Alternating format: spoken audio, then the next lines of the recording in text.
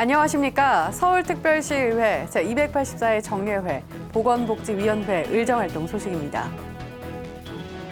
돌봄 사각지대 해소는 물론 자치구별 불균형이 해소될 전망입니다.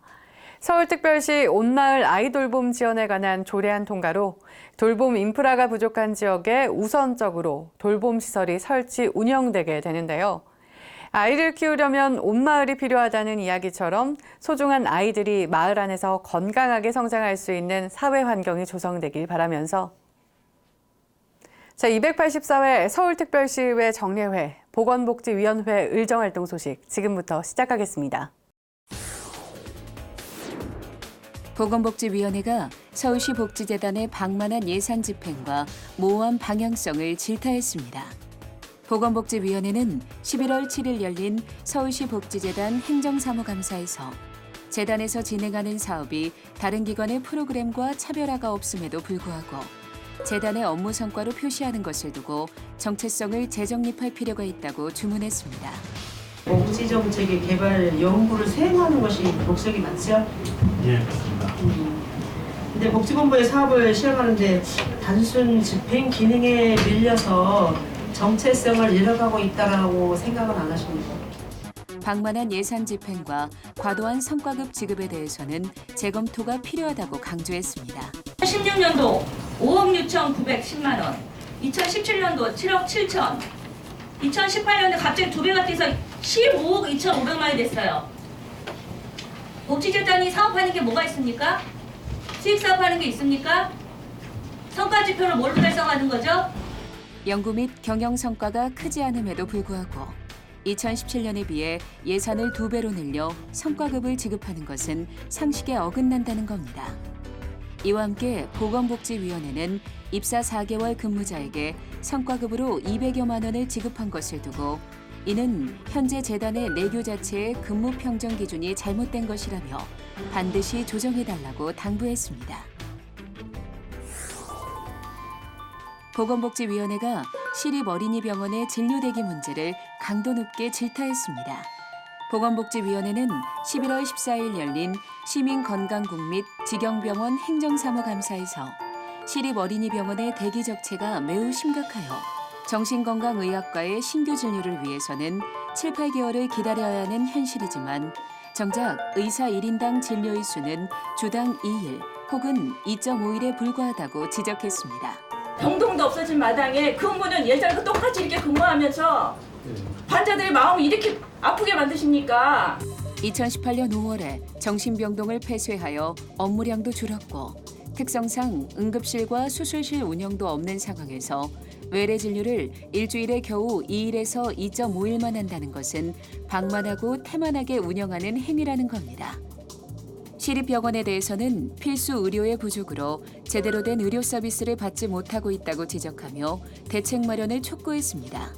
보건복지위원회는 임금과 근로 조건이 민간 병원에 비해 공공병원이 현저히 낮아 의사 인력 결혼율이 높은 것은 사실이지만 시립병원이 공공의료 서비스를 하는 만큼 필수 의료진을 충원해 의료의 질과 양을 높일 수 있도록 최선을 다해달라고 당부했습니다.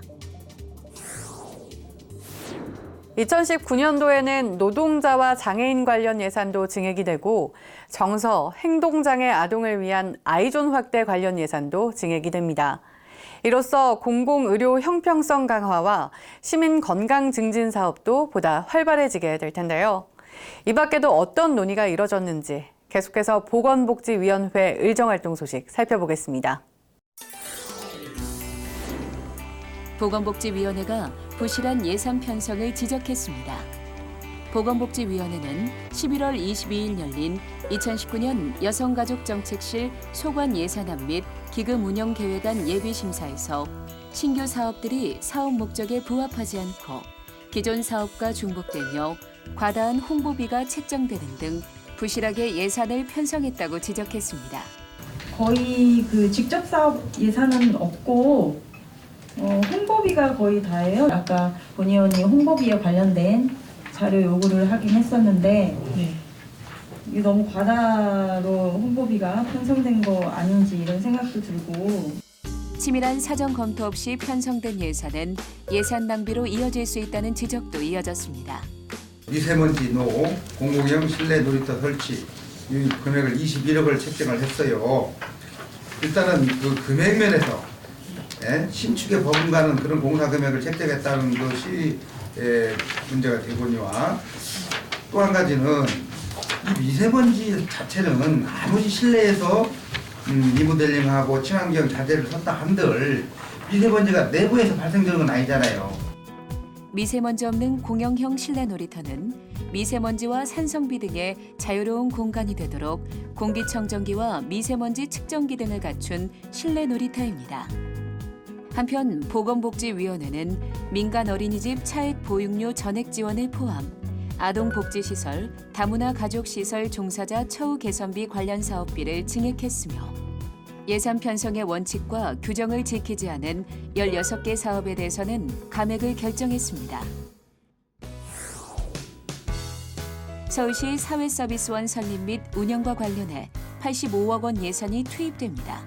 보건복지위원회는 복지본부가 제출한 2019년도 예산안에 대해 서울시 사회서비스원 설립 및 운영 지원에 관한 예산을 포함해 43개 사업에 대해 124억 원을 증액했습니다. 특히 노인, 장애인 돌봄 서비스 등 민간에 맡겨졌던 사회복지 사업을 공공부문이 직접 제공하는 사회서비스원 사업은 복지시설 입소자들은 물론 처우 개선이 필요했던 시설 종사자들에게는 긍정적인 효과가 기대됩니다. 보호 시설도 그렇고 단기 거주 시설도 그렇고 상당히 열악한 지금 상태로 운영이 되고 있거든요. 이분들 이제 중증이 있는 곳에 대한 배려가 잘 안 되고 있고 중증이 있는 곳은 거기 시설에 종사하시는 분들이 상당히 어려움을 겪고 있는데 예산이 늘어나는 만큼 전문 인력 확보와 함께 효율적인 인력 운영이 필요하다는 지적도 제기되었습니다. 인력을 계속 늘리려고 백화점식 나열을 하지 마시고 있는 인력으로 이 사업의 공백을 어떻게 메꾸실 건지 거기에 대한 심도 있는 고민을 하셔야 되는데 한편 보건복지위원회는 서울시 돌봄 SOS 센터 확대 시행 등에 24억 원을 증액하는 등 양질의 돌봄 서비스 체계 구축 및 사회 서비스의 질 향상을 위해 복지본부가 만전을 기해달라고 당부했습니다.